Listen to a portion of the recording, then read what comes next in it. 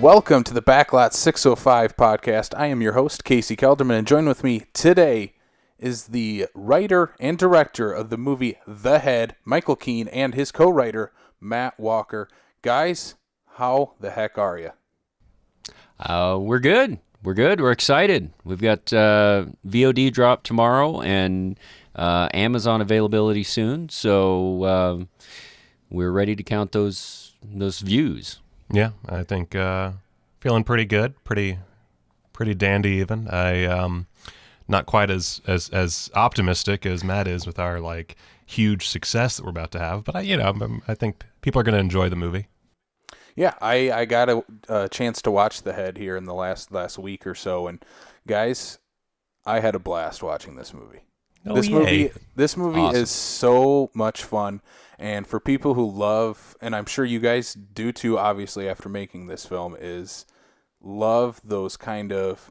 First of all, it's shot on VHS, which I think is remarkable. I think it's a perfect utilization of that forgotten piece of technology there, and just the way you guys use that to tell the story in the what would you call it, the B-movie quality type of films. I don't like that term because I love these kinds of movies. I think B-movies okay. I think that even yeah. if you listen to let's say like Roger Corman talk about his work, he usually says B-movie. I think B-movie's fine. I think a lot of people would refer to it as like a so bad it's good, which that's a term that's kind of frustrating because in our opinion, at least my opinion, I think Matt shares this opinion, if it's good, then it's good. It's there are certainly films that are so unintentionally awful that they do become entertaining. I was just Vinegar Syndrome put out Extra 3, and I just watched that the other night with some friends, and that was definitely a movie that was genuinely bad that we enjoyed watching, and that becomes a bit more of a thing. But there are certainly those movies that they're super low to no budget, very scrappy. Blonde Death is my personal favorite. A lot of people love Darkness from I think 93. I think it's 93, which was shot on 8mm, or Things. Those are all movies that physically look kind of not. Can we curse on this podcast? What kind of podcast Go ahead. Why not? Okay, so totally fucked. They look totally fucked. But the story is there, or the entertainment value is there, and what the artist set out to do in the end succeeds. And when it is that kind of movie, it does become is it so bad it's good, or is it just it's good and it happens to look like a dumpster? And that's kind of what we tried to make, was a movie that is good, is entertaining, does what it sets out to do, but also again looks like a dumpster. But intentionally looks like a dumpster. I think maybe that's the that's the critical distinction, and where the so bad it's good kind of can come across as a pejorative. Yeah, like when you think of, because when I think of so bad it's good movies, I think of movies that were trying to be something higher than what they ended up being.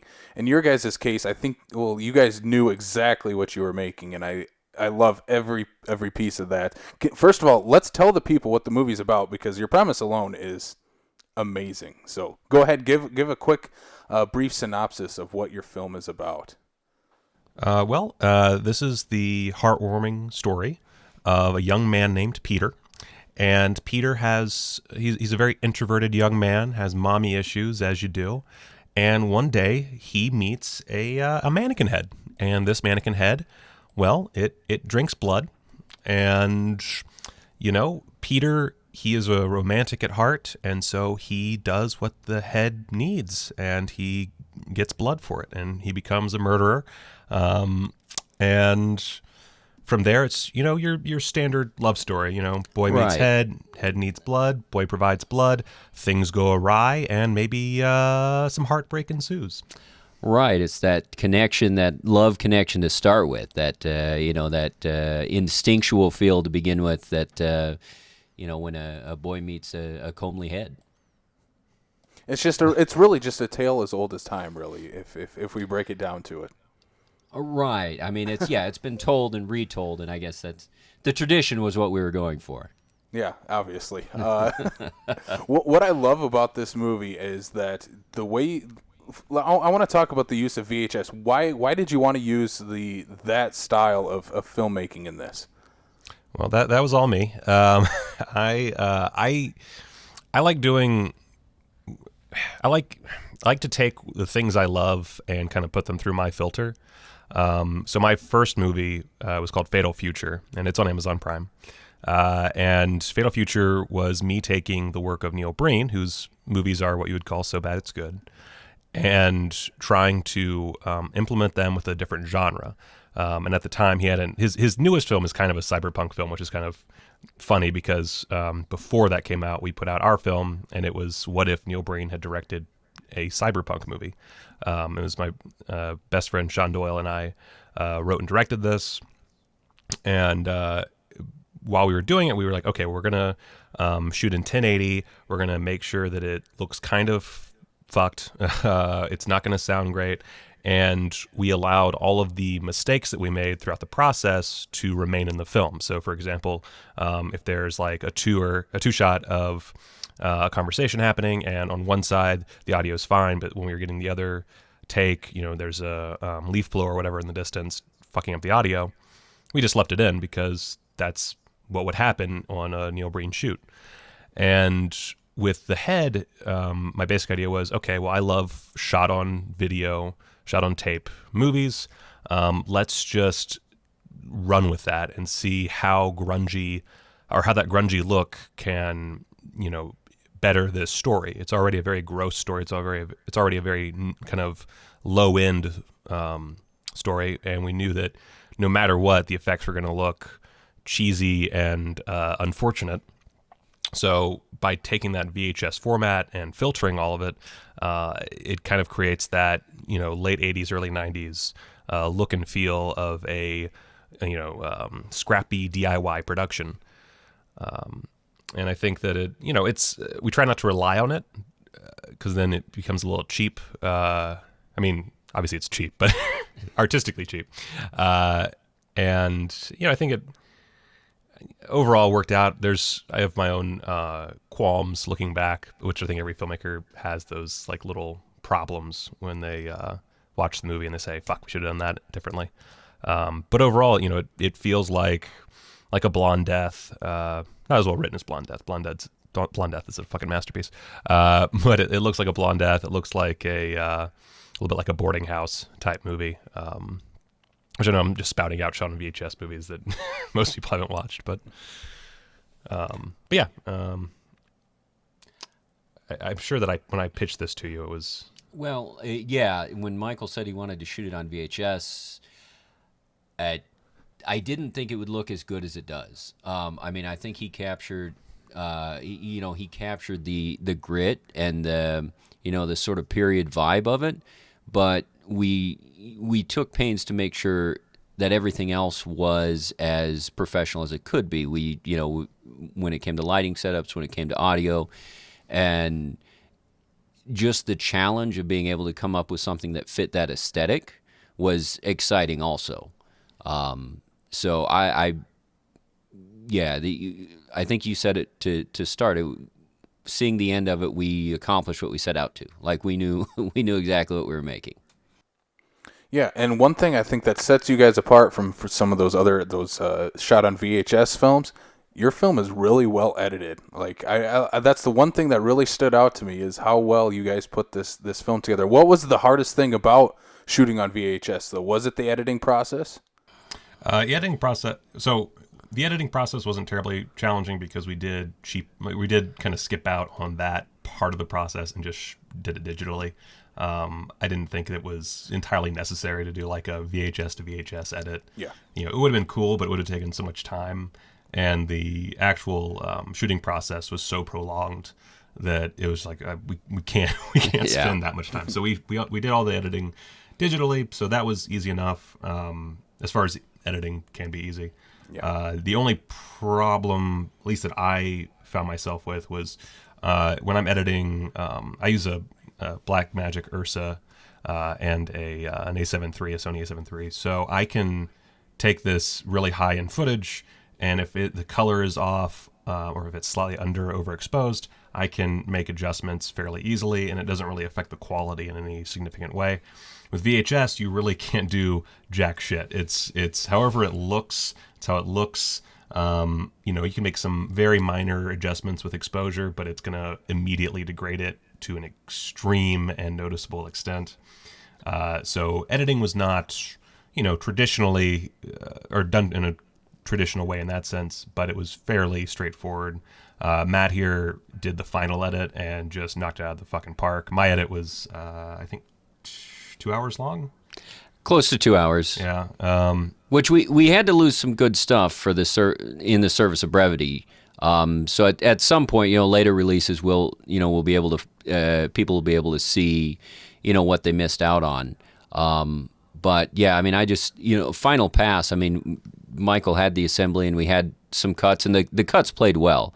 But yeah, there was in making it, in terms of the final product, we had this balance of, like the long takes and the, the idea of things being uncomfortable, the issue, whether or not is going to service tip us over into so bad it's good, or showcase the craftsmanship. We kind of had to balance those kind of competing interests. Yeah, and as far as things that were actually like the hardest part of the shoots, shooting no budget is a giant pain in the ass. I love the freedom of not having a producer, but I would really love to sell out.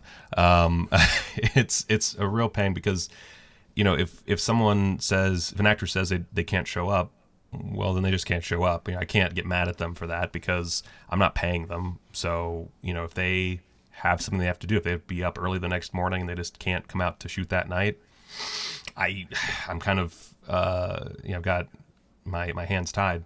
And that came up a lot. There's actually an entire subplot that we wound up not shooting, I think, like 4 scenes. And then eventually we cut out almost the entire subplot because the main actor there just could not show up most of the time. And, if we had prolonged shooting a few more months, maybe we could have gotten those scenes, but also maybe not. And so I had to make the call, okay, fuck it. We're just going to ignore these scenes and we will figure it out in the edit because there's just no time for this. We can't spend, 2 years of our lives making this movie that potentially no one will care about. And we have plans for other movies. And this was meant to be a very short shoot. So we just said, screw it. So I think scheduling was probably the most challenging aspect. Again, because when you watch the movie, it doesn't feel like a movie that took that long to shoot. There's a fair amount of locations, a lot of actors, but it's a pretty simple story. But then it took us like a year to shoot the damn thing because I think it was 9 months. It was a little less than a year. And it was just, this shoot day had to be scrapped, or we have to shoot these 2 elements separately. The scene where the band goes into the green room after the show early on, Agmar, who plays Jagged, the Puerto Rican, she had to leave early that day, but then we had, I think it was Athena, who's the kind of groupie character, was showing up later. And Agmar had to leave before Athena arrived, so we had to shoot those elements separately. And so that scene starts with this lesbian kissing between Shannon and Athena, and then we do a swipe over to Agmar and Roger, who plays Garth, entering the scene. And it was literally the old, like when you do like a knife throw in a movie where you swipe the camera, cut, and then swipe it again to continue the shot. And there was a lot of stuff like that where we just had to rearrange how we were going to shoot the scenes in order to accommodate schedules. So that's my long-winded answer to that. I might need another long-winded answer here because I want to know how did you go from conception of this idea of this movie till now, tomorrow, this movie's coming out? How does that process work, and where do you start? Where do you go from the beginning of the concept to now this movie's getting distributed online? Well, that is long-winded. So the idea, so it's funny. Years ago, one of my best friends in the world, her name's Cheryl. She, and I don't know why, but I'm sure there was some dumb reason, but she gave me this mannequin head, and it's one of those, as you see in the movie, the hairstylists' heads. They have in shops and barber schools, or whatever you call them. And so she gives me this head for whatever reason, and I just kind of keep it because I keep things that people give me. So I'm a bit of a hoarder. And I came up, this was probably 5 or 6 years ago, I came up with this idea for like a musical about this guy who, more or less, it's the same story where he falls in love with this head and it eats people. It was a little different. There was like an apartment complex and stuff, but had that idea. And then fast forward, because I never got off the ground, obviously, to now. I had moved. I'd lived in North Carolina then. I'd moved across the country.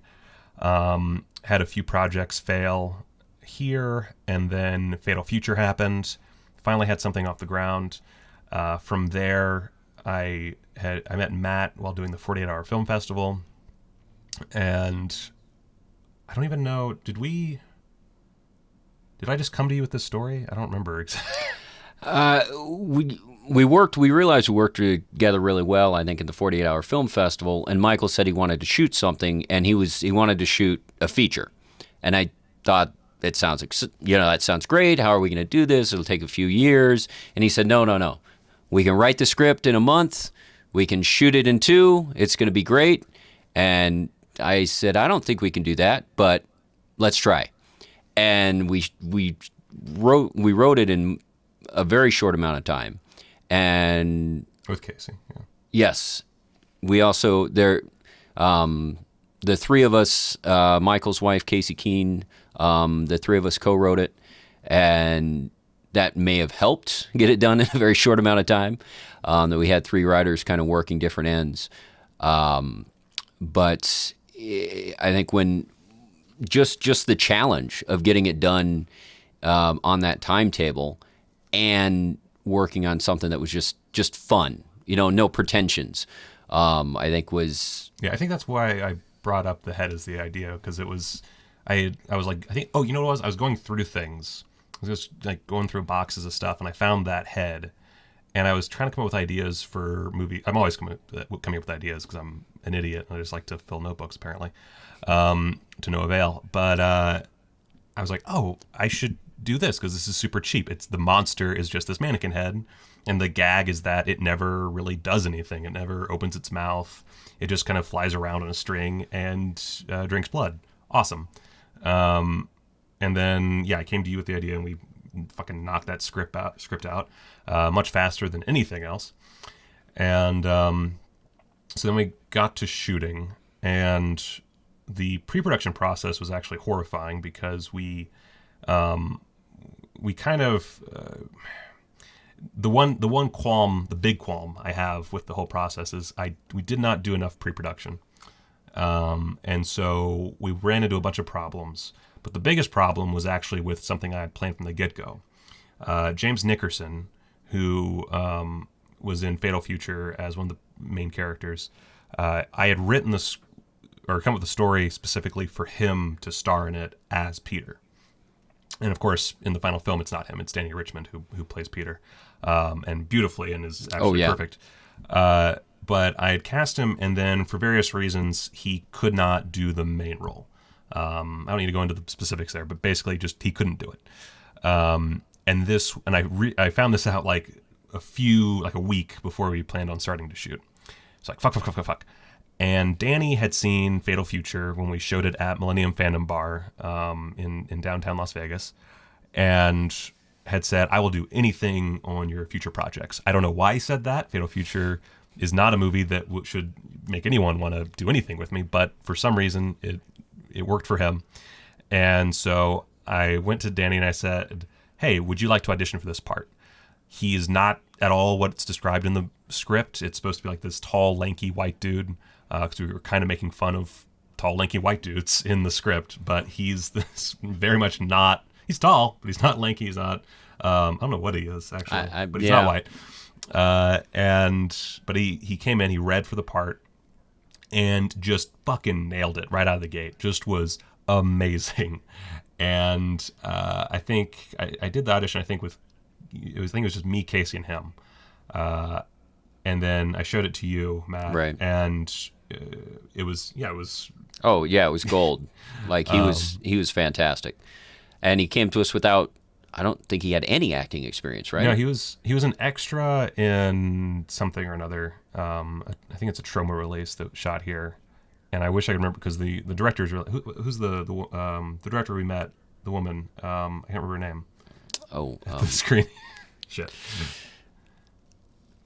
So a local filmmaker, her movie, which I really wish I could remember the name of because she's pretty great, but I'm terrible. But he's in that. But otherwise, yeah, he didn't have any other acting experience.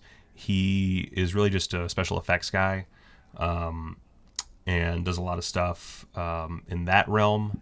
But otherwise, was pretty inexperienced. But just he showed up every day, had no real problems. He doesn't even have a car, or didn't then. He has a motorcycle now, but at the time he had no form of transportation other than the bus. So, but in spite of that, always showed up on time, was always ready. Always had his lines good to go. And it like that part, once we went through the trials and tribulations of having to recast the part at the very last minute, went so smoothly. And then there's Darcy.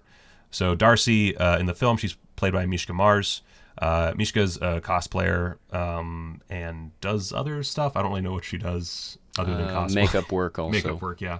But she was the one that actually changed kind of the direction of the film. The original script is very simple, and Darcy as a character didn't really do a whole lot. She kind of showed up, I think, like literally in the third act, if I'm not mistaken.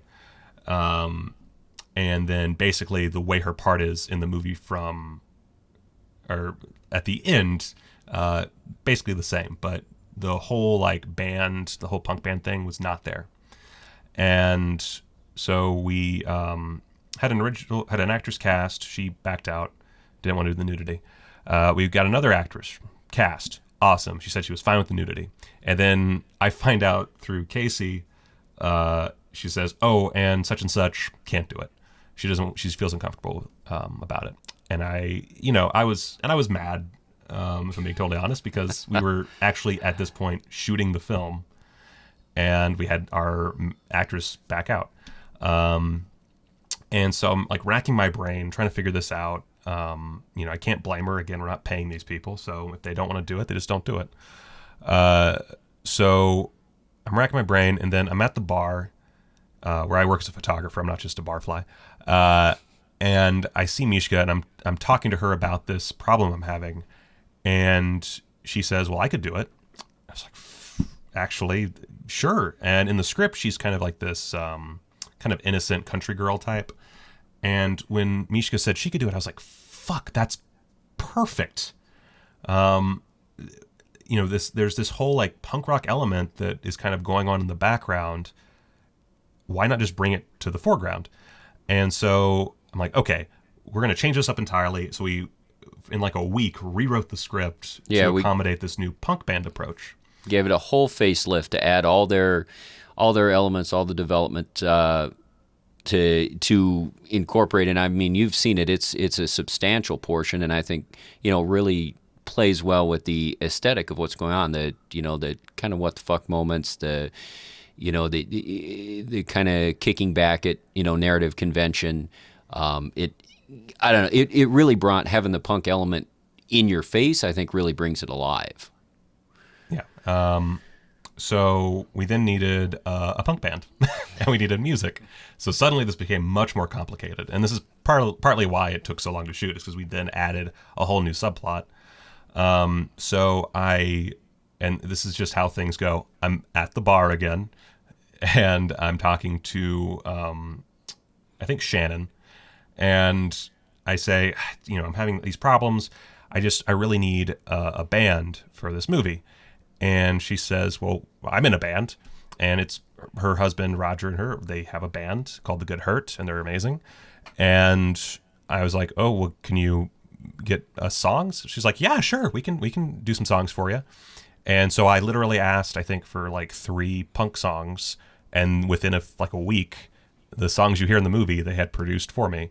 And this would go on through the production. Later on, I would ask for like a 30-second pop song to have for when Peter's trying to start the car. The idea was there would be a song in there, and it wound up not working. But the song that they gave me was Booty Flavor. And Booty Flavor is literally a 3.5-minute song, which will be coming out on Spotify. I'm kind of working on that right now. So it gives me Booty Flavor, and that becomes a whole other thing that we worked into the rest of the movie. So there's a bunch of songs they gave us.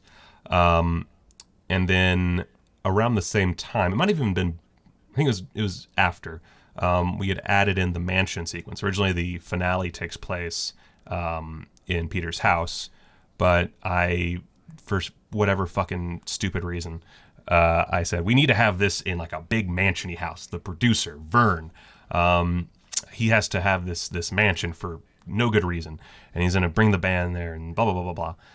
Watch the movie to find out the rest. And so I was like, okay, I need a big house. So I'm talking to Roger and Shannon again, and I say, I really need like a mansion. And they say, well, we know someone with a mansion. And sure enough, down the road from their house is the old Lonergan place.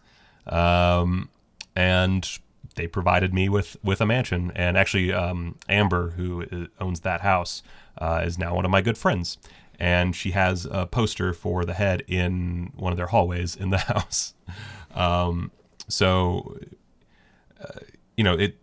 whole thing was this kind of cavalcade of snap decisions and, trying to put Band-Aids on problems, and then those Band-Aids turning out to be really useful in the long run. I really don't think the movie would be as good if we didn't have that punk element, or that punk band, really, that whole plot, and that original music. And then Roger also scored the movie too. So Right. it was like almost, I think there might be like the only piece of music, like, I don't think I'm mistaken, that is not original. There's 2 pieces of music that are not original. There's the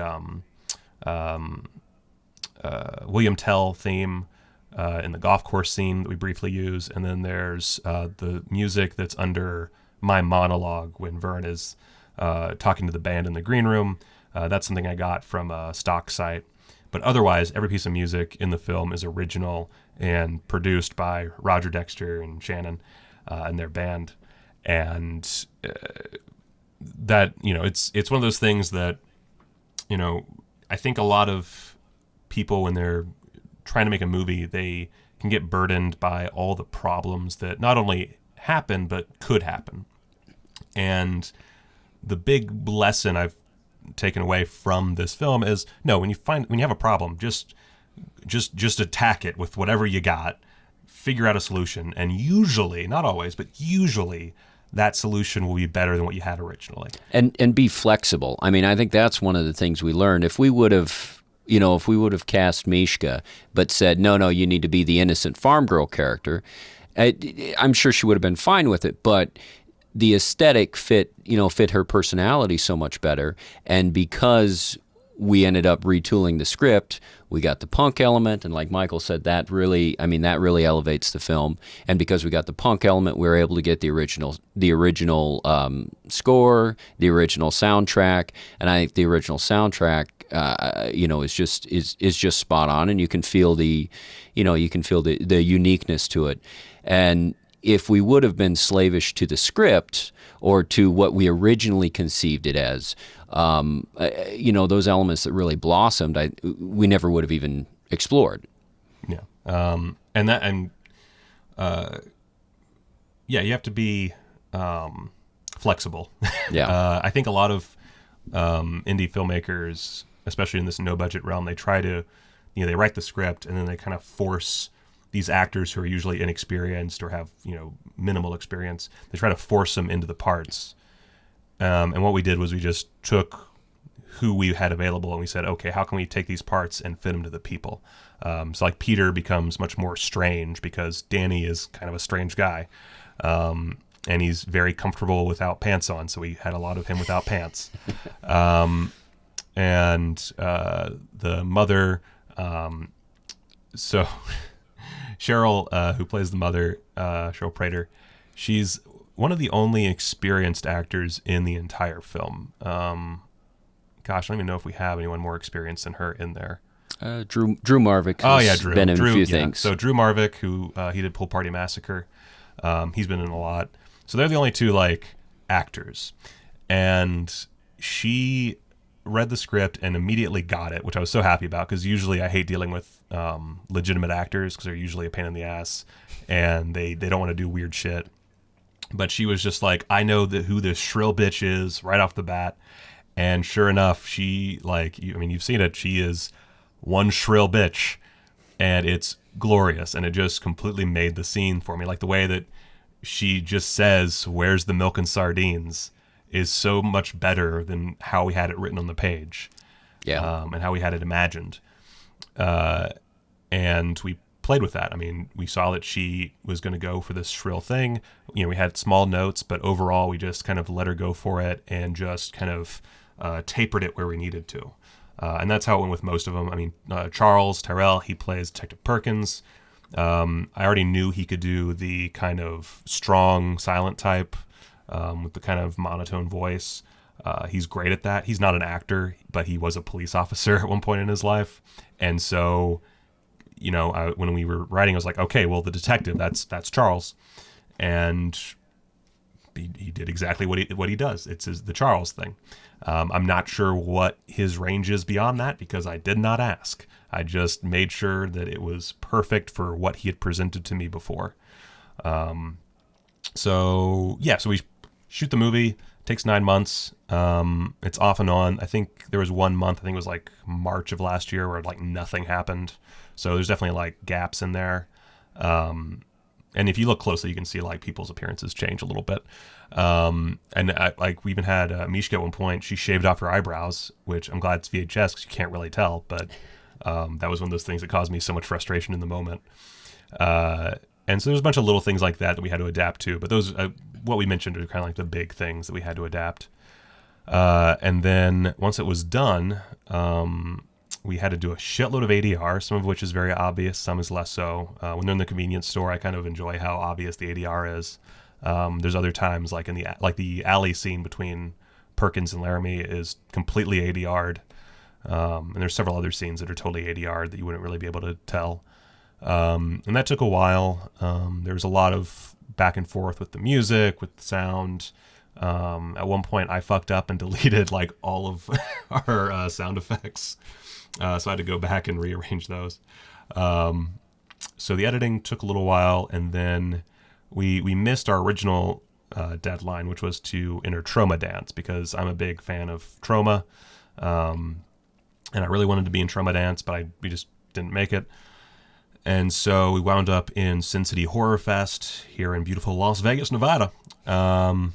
And that was more than enough for me. I don't like paying for festivals, especially when we're not going to get in because, quite frankly, most people don't want to watch a shot on VHS movie, which is fine.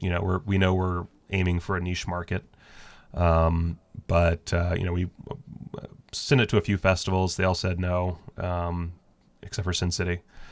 And then, that was October. Yeah, that was Sin City was in September. Oh, September. So that was September. And then after that, we had watched it twice. We had premiered it actually at Millennium Fandom Bar. And then watched it there on the big screen.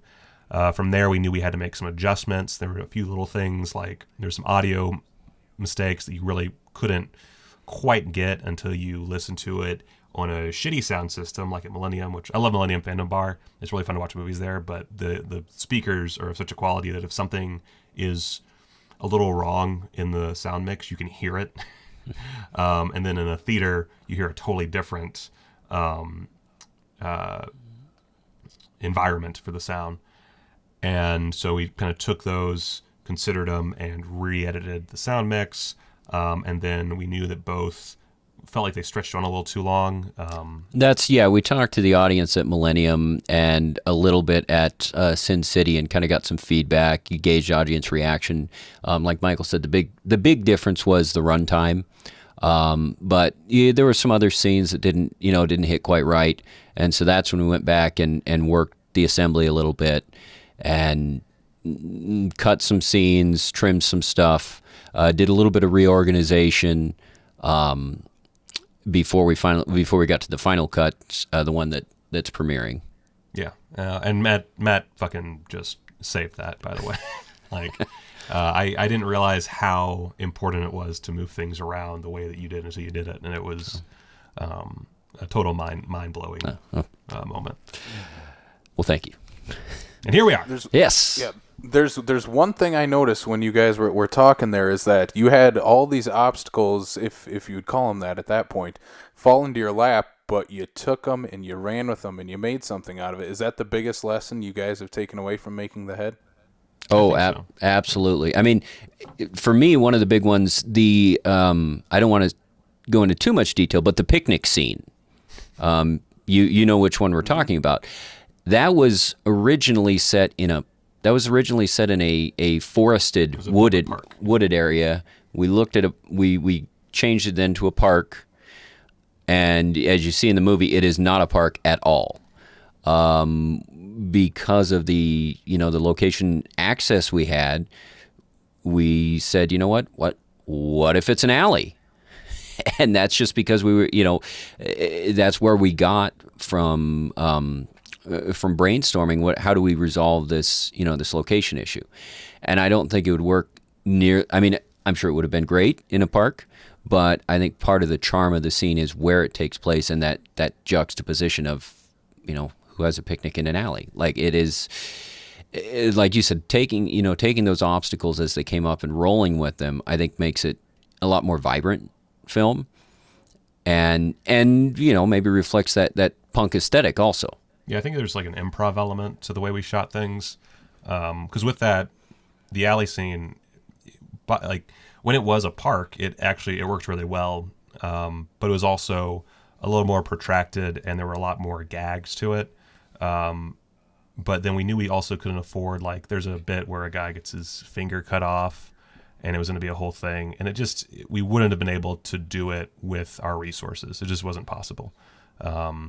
I say that if we had like a great makeup guy, like since we shot, I worked with Tom Devlin. I'm like, why didn't I have Tom Devlin when we were making this movie? Because he could have done this lickety split. But no, we didn't have that. We had me making shit in my garage.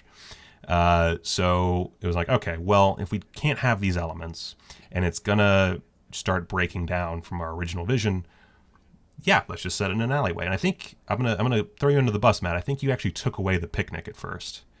I think you changed it to like they went back there to just like kiss or something, or talk, or they were just walking or something. Yes, it was a walking. I took out the picnic element. They were not there for a picnic. Conversation. Yeah, then I said, let's put the picnic back in. Yep. And it just, as soon as, like, I think we both were just like, this is perfect now. This is exactly what it needs to be. And of course, even then there were problems, and my one fucking problem with that scene, it drives me nuts every time, is I bought an entire bucket of KFC chicken, and a couple of us in James Nickerson's apartment, because we were shooting just outside of his apartment, we ate all this chicken so we could have these bare chicken bones in a pile on the picnic blanket. And I thought that, because I like to light characters from behind and then fill from the front, just have a board in front to fill the light in. And I thought it would work perfectly. And it worked fine on their faces. Like, you could see what was going on. But the VHS just could not deal with how dark the chicken was. It just was not getting the light. And so, and when you're shooting on VHS, by the way, you see it in black and white. You get even less detail than the final product. So I couldn't tell that it wasn't quite working. And then I see it later, and you can't fucking tell there's chicken bones there. I bought and ate an entire fucking bucket of chicken bones. And nothing. It was the one problem I had with that fucking scene. And I swear to God, if it was a forest, we would have made it work. But for whatever reason, we were shooting that alleyway. I just was so focused on how the alley was lit that I didn't consider the fucking chicken bones. That's a small tangent. Fucking chicken bones. Well, that is the time to point out, Michael shot and directed it in addition to doing set dressing and script supervising as required. And so there were a lot of things going on at that time when we were shooting, plus the fact that we had a very limited time frame to shoot in that area. So Yeah, I think we had, like 3 hours? yeah, with minimal rehearsal. Yeah. Actually, I had never even. Oh fuck! Now I'm gonna forget. I usually know actors' names off the top of my head, but for some reason when I'm talking about them, I just who's Mindy Gilkerson. Mindy Gilkerson. Who? Oh wait, Mindy is another professional actress in the film. Yes. But Mindy, she, Bobby and Shelley. She plays Shelley, and I actually had not even. I don't think I'd even met her until that night. Rick, I knew. Rick plays Bobby. Rick's amazing. His thing is he always has to make out with someone in my movie. That's not his rule. That's my rule. I just think it's funny to force him to make out with women. And he also dies in Fatal Future, and things happen to him in this one as well. But so I did not have. He's not a professional actor. I had never met before. So there was a whole nother thing there. And actually, the Shelley character is another one of those characters who we had. Actually, I don't think we ever had an actress for. We did Shelley. not. Yeah, that was one thing where up until like a week before, we were still struggling to find an actress to play this part. Because if you watch the movie, Shelley has some dialogue that is not the most PC. It's not something that most actresses would want on their reel. And especially professional actresses, and the fact that she was willing to do it was staggering. And her being there was totally on Thanos Panagiotouros. He's our sound guy, but he provided a lot of equipment and is just amazing. He's going to be the DP on our next movie. But he knew Mindy from like a photo thing or something, and had recommended her. And she read the script. She thought it was funny. It's just another one of those little things where shit just comes together. Which that reminds me that a lot of this is also building, like as far as crew and cast, it's always important to be building on what you have. I think it's like if someone wants to make a movie, they should just make the fucking movie, because like Fatal Future was basically just me and my friend Sean on like doing everything. I was even the main actor in that one, so it was just us. And now, and then with the head, I had Matt and Thanos, which Thanos had seen Fatal Future, and he worked on some Neil Breen stuff, so he kind of got the humor, so he really liked it, and we became friends. The 40-Hour Film Festival happened, I wound up on that project because a mutual friend of ours had seen Fatal Future and liked it, and asked me to join up. And then a lot of the actors I used, again, were used in Fatal Future. And now that we've done the head, we have this much greater extended sort of Manatee Party family.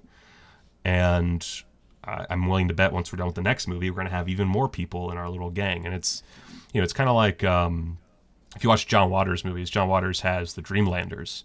And those are all of the actors and crew that he used, doesn't really make movies anymore, on all of his films. And as the years went on, that group kind of became larger and larger. And you'll notice he uses the same actors in everything because, they're like a family. They're not even, in the early films, they're not even paid. They're just these friends who he acquired over the years. Not that I don't plan on paying anybody. I do plan on paying you guys eventually. It's just not right now because we don't make any fucking money. But, it's one of those things. If you want to make a movie, just make a fucking movie. Right, and worry more about having fun and getting it done than about whether or not it checks professional tick boxes. I don't remember what the original question was. No, you answered it perfectly, guys. I'm going to throw it up to you one more time. One, where can people find the film when it comes out, and why should people watch the film? When it comes out on Valentine's Day, it's on Vimeo on demand. Within about a week or so, again, I don't know because Amazon Prime is crazy, but by the end of the month, by the end of February, you'll be able to see it on Amazon Prime. It will be available free for a week, and then we are going to have it paid because got to make that cheddar, yo. But it will be cheap. It's going to be like, I think it's like $6. to buy it, so you can have it forever. And then throughout the next few months, we're going to be putting out VHS, DVD, all that. For updates on that, you can find us on Facebook, where you just type in Manatee Party Films, and you'll find us. And then we have a website, manateeparty.com. You can go to manateeparty.com. That'll have links to everything, including that sweet, sweet merch. But the head, do you want to describe it, Matt? I'm not letting you talk. No, I mean, The Head is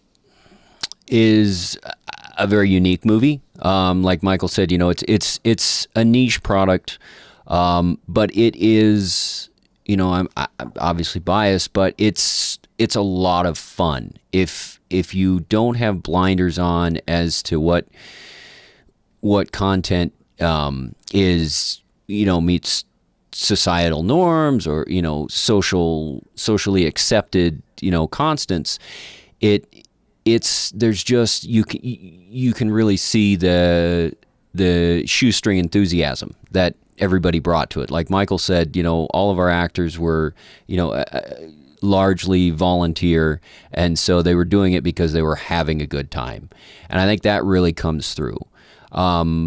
It is, I think, for a DIY film, there's a lot of surprises. I mean, there's a lot of things that, even watching it after we made it, it's like, oh wow, that that happened.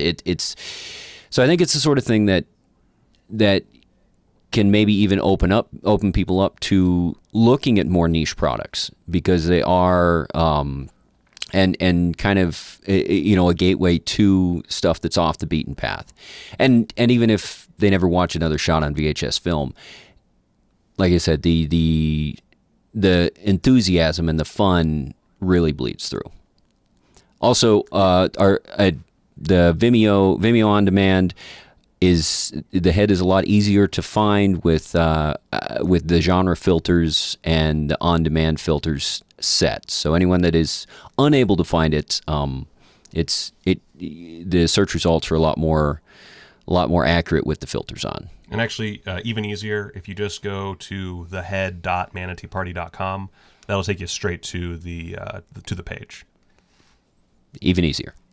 Excellent. I will share that link into our podcast feed here.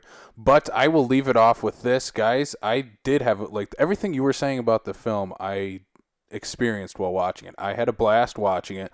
It is a movie that I unfortunately I watched it by myself because I had to prepare for our interview, but it's a movie to watch with a group of friends, just like the ones that made the movie. I think that's the best thing about watching your film, is you can tell that you guys were just having a blast making this movie. And I'll leave it off with, you guys use a shake weight as a weapon in the movie. That's awesome. And if that doesn't sell the movie, I don't know what else would. Well, thank you so much. Yeah, no, I love that you loved it. Yeah, guys, I'm gonna give it to you one more time. Do you want people to find where they can find both of you guys online, and one more time where they can find the film? Okay. Well, I'm on Twitter predominantly. I'm one of those people. I'm at Michael Keene, MichaelKeene. And I have a YouTube page that you can go to, which you can just, I think it's like Photog Torpedo is my URL because I did it like 10 years ago. But that's linked on my Twitter account. And I talk about movies. I just did one about shot on video movies for people who are just getting into it. So that if you want to see my personality at play and all the weird shit I like, I'm on YouTube. I am at The Ultimate Now on Twitter, but I am not nearly as ambitious as Michael. I don't have much content or much presence, but that's where I am. He's a Midwesterner, so. Right. You can tell from The Head, I'm very very buttoned down. I do have another project I did that was outside of Manatee Party called Falling for Destiny. We're shopping at some festivals right now and looking at distribution later on. So if anyone likes what we did on The Head, it is 180 degrees different, but Falling for Destiny will be available at some point. But like Michael said, manateeparty.com is the best place to find information on our follow-ups, and I think that's where the most action is going to be. Gentlemen, this has been a blast. One more time, Michael Keene, Matt Walker, The Head. Guys, I can't wait for everybody else to watch this movie. This has been a lot of fun. And once again, go check out The Head, Vimeo on demand right now as soon as this podcast is out. So thank you guys so much for being on the show tonight. Oh, Casey, thank you.